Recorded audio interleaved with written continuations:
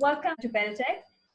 So Jeff, before we start off with the podcast, can you start off by introducing yourself and what it is that you do for our audience? Yeah, so my name is Elizé, and I am a UX design consultant, educator, and content creator. So right now I'm working predominantly on social impact projects, and I also teach Adobe XD for Adobe. I teach enterprise clients. I also teach students, those who are trying to learn UX at General Assembly and Springboard, and I create content on Instagram as well as on YouTube. Interesting. So how's that going? Is this something that you've been doing since how many years now? I've been doing UX in particular for 5 years, and I've started to do education and content creation a year ago. Right. Interesting. So the topic for today is what is inclusive design and how companies can think of it in terms of its UI UX team. So first things first, what is inclusive design to you? Yeah, I think designing in a way that just allows more people access to your products. So just allowing wide ranges of diverse people access to products. And this could be for people who have impairments or that don't have impairments. It's just allowing more people to utilize your products. Okay. And I see that a lot of companies are actually adopting this whole new design experience into their products and services. So why is it particularly important if you're operating in the IT industry, for instance? And according to you, what are some of the essentials for an inclusive design toolkit? I think, I guess I don't really think about it being particularly important in the IT industry. I think it's important regardless. I think about restaurants, right? And how back in the day, not every restaurant had a ramp or a door handle that's accessible to all people. And maybe if you go into a restaurant and it's only white people that work there.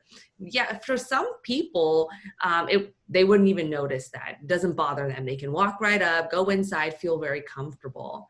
But not everyone is going to feel that way, right? Some people may not be able to actually get inside the building, or maybe once people get into the building, they don't feel very comfortable because they're not seeing, they don't feel very welcome because maybe the other people there are all white people and they're a brown person and it makes them feel uncomfortable. So I think about it in that way. And I think of websites and products as, you have those are your products instead of a restaurant. So you have to think about it in the same way is, am I allowing more people into my business? Am I allowing more people into my product, or am I excluding certain groups? And that means you're losing out on money. Right. And then also it means for certain types of individuals, they might be feeling a lot of angst towards your company. And that's why there's a lot of, lawsuits that are coming out right now, and have been coming out, I guess, for the last probably 10, 12 years around accessibility for products and websites. And so I think for as far as toolkits go, I think the web content accessibility guidelines that have been around, I guess, since about 1999, and have been getting more and more, have gotten more intricate over the years and what are those guidelines. And I think it's important for everybody to study those guidelines, designers as well as developers, because both have a large part in abiding by the guidelines. I think also I use tools in my design tool in Adobe XD. I use a plugin called Stark. It allows me to see what people can see if they have visual impairments. I can also test out my color contrasts through that same tool. There's also some Google plugins that you can find around accessibility that can help out a designer as well. Right. So you mentioned about the designers and the developers working towards it, and we'll get to that in a few minutes' time. So is it something that, do you think it's something that's particularly limited to the design team, or is it more like a company-wide thing? Like, for instance, the senior management, when we talk about the senior management, how big of a role can they play in really implementing an inclusive and accessible design for all in their products?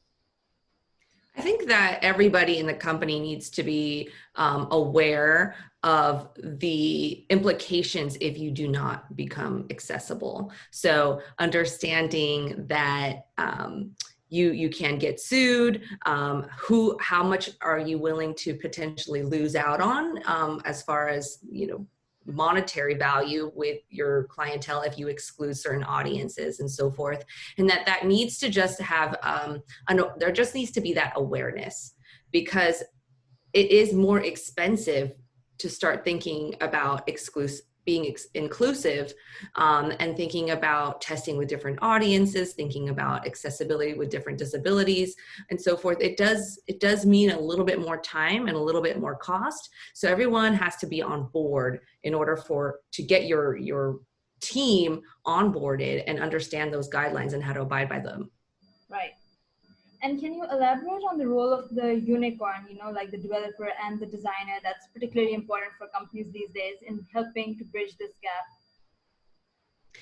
Yeah, I mean, it's funny. I never really liked the idea of, or I don't believe in the idea of someone being a unicorn developer and a designer, like being great at both, unless you've had 10, 15 years of experience. And there's just not that much of that, where you would have at least 7 to 10 years of design experience, 7 to 10 years of development experience, and gone really deep into both. I have yet to meet anyone that has that, maybe because that is a unicorn, right? I've never met them. But they're probably out there. But I do think more people call themselves that than they really are. So I do think that what's important, though, is that everybody needs to understand that it's still about the user and the user's needs, their pain points. What are we trying to solve? And to use technology in order to meet those needs. Now, it's always frustrating when it tries to go the reverse. Hey, we've got AI. Now what can we do with it? How can we use AI in our current product? Well, sure, that can make sense, but it's much better to go the opposite way around. What is the actual need, and what technology is out there that can serve this need accurately and in the best of ways, not to try to kind of fit it the other way around. And so I think it's really good for designers as well as developers to have an understanding of the technology that's out there in order to support users best. Right. And I think a big part of making sure your software design is inclusive is to work closely with the developers. So what are some of the challenges that such teams typically face in terms of design, and how can your engineering team specifically, since we work in the IT sector, be taught to make UI UX more inclusive? Like you said, that you either have a good handful of years of design experience or you're a developer, you really specialized in it. But let's say you need to come up with a really inclusive and accessible design. What are some of the challenges that you feel that these teams can face, given that there is no such thing as a unicorn per se? Well, I think that everyone needs to be aware of the guidelines.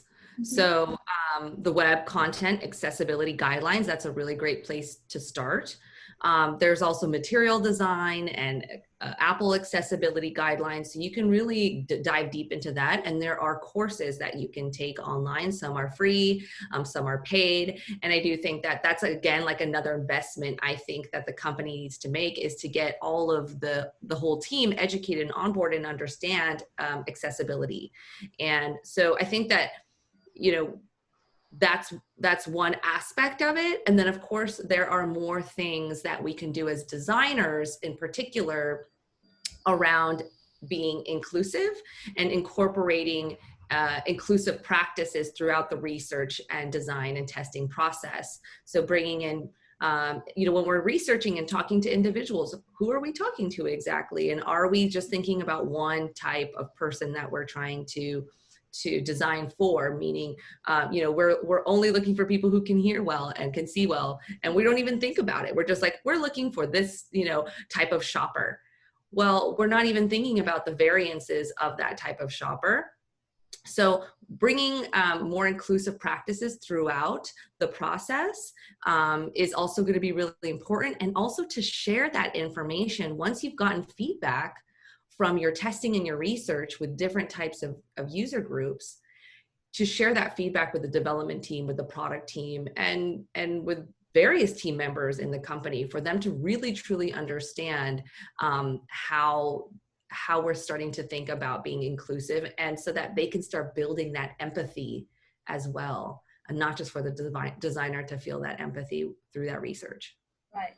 Speaking of empathy, is it correct to say that I read something that inclusive design is also termed as empathetic design? Is that correct? I think everyone has a different definition of what it means. I do think that being one of the main soft skills of being a designer, a UX designer in particular, is being empathetic. And it's so very different than being a graphic designer in that way, because we're thinking of how can we serve this person? How can we meet their need?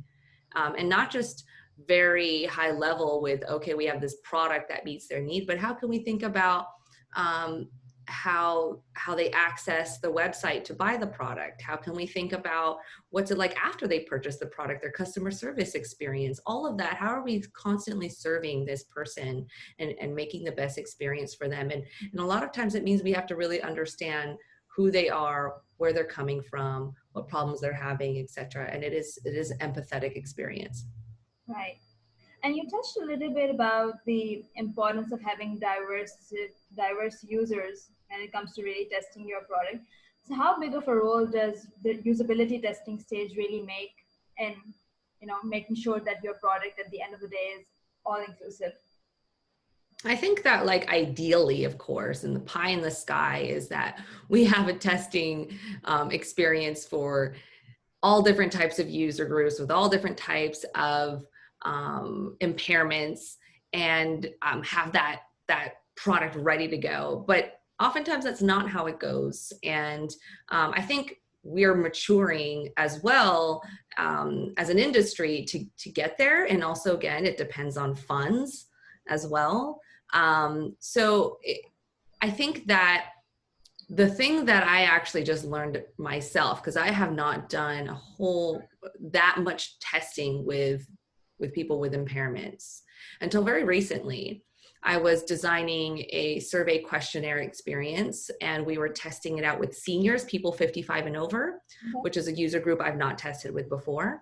We were testing with people with different types of disabilities. One person had a very short attention span, so couldn't remember the question halfway through. It was going halfway through the question was being asked of them. So there's all these different things that we had to be aware of. And the other thing was that there was a third grade reading level.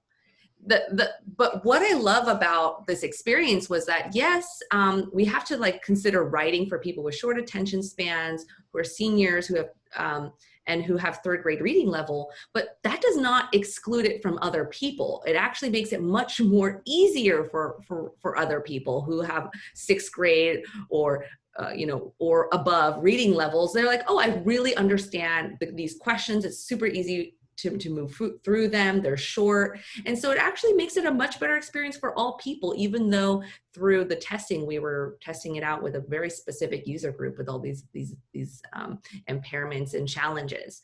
And I think it was very eye-opening for me to have that experience and to think, okay, how can I bring more of this into my design research process? How do I bring this to my clients that I work with as well and show them the importance of this? And I think that it's, very humbling and still challenging to think about it in this way, because even if you think about, major groups that you want to think about with hearing disabilities and visual impairment and physical disabilities and so forth, you're still missing out on a lot of groups. You can't think of every single type of person. And it's the challenge of, like, how can we get there? And just makes me think about how design is still fairly immature. And it's, I'm considered a senior UX designer after 5 years. That's not a lot of time. And so what's the design community going to be like? How are we going to think about inclusivity in 10, 15 years? It's really quite exciting and very humbling. And do you think that gets a bit tricky, because at the end of the day, you are designing for people, like you're trying to make it all inclusive, but at the end of the day, you can't possibly design for everyone. So how can you kind of achieve that perfect balance between the two? Yeah, it's an interesting challenge because we're like, don't ever design. If you design for everyone, you design for no one, right? Is the motto that you try to be like, do not think of every single person as your user. But I always think about my target persona as someone who has a certain need that we're filling with our product. So if the need is, let's say Uber, I need a ride from my house to school 3 times a week, and I want it really quickly. Well, that's my persona, is somebody who needs that ride. That's the main persona. That's their need. Right. Then you can go into more niches, into many different persona types. Maybe there's a student, maybe it's a working professional, and go in that way. But then within a student, within a working professional, there are many types of groups that you can be thinking about. There are people who have hearing, visual impairment, etc., who are students, who are working professionals. So it's not like you are saying that just because your persona is not going to get so in depth to where you're saying that this person does not have any impairments, that they are only white people, right? It's not going to get that specific. It's more on a situational and scenario and user needs and pain points basis is what the persona is based off of. And then you could have variances to that. There can still be somebody who's visually impaired that meets that persona that you can test with as well. So I think that it's that there's a challenge there, of course, but I think that it's fairly easy to move around that idea of designing for everyone. Does not mean that you can't be inclusive for everybody. And I take it that user research is very, very key to this. Yeah, I think that, again, like we talked about empathy, you cannot feel empathetic when you look at a graph with numbers of who your users are, right? When we look at analytics and we see the types of users that are going onto our site, etc., they can start to just feel just like that, a user, somebody who's using us or using our site, and they don't feel like a person with needs and problems and pain points, and we really don't know much about them besides what those statistics. So going and doing the research helps us gain that empathy and also to understand the why behind the what. So yes, maybe, people are using our product in a certain way, but why? And that's what we find out through the research and through the testing. And again, it makes us much more empathetic as a company if we go through that way. And then to me, that means that you are going to be more of a long-lasting company, and that's how I see it. I think the companies that are design forward companies are the ones that are going to prevail. And we see that with companies like Airbnb and Spotify and of course Google, all these companies who have huge design teams that are thinking about human-centered design. They are very successful, and I think they will continue to be, because they're constantly having their ear to the ground, testing out, seeing how they can be more inclusive to more groups, and seeing how they can constantly shift their product based on those needs and pain points. Yeah. So you touched upon our last point of the day, which is that you talked about how being a design forward company is really the way to go. So do you think an inclusive design strategy should be implemented across a company's business model? Yeah, definitely. I do. I think that it's hard to say that for everybody right away. I work with a lot of startups. So yes, of course, the startups I want to work with want to be accessible, but it's hard to think about so many different types of groups and all the different things that their needs are So, right from the bat. so how do you guide the startups that you work with around this? So I typically will say, okay, let's start with one type of user group and still think about accessibility, but not going in too deep into every type of group. I say we still follow the accessibility guidelines, and we'll think about hearing, physical, and visual impairment. It depends on the type of company I'm working for too, because I worked for, a startup recently that was a physical product that was a car experience. And so we're thinking, well, we want to make sure that if someone can't hear a certain sound that's coming from the car, can they feel it in the vibration of their phone while it's in their pocket?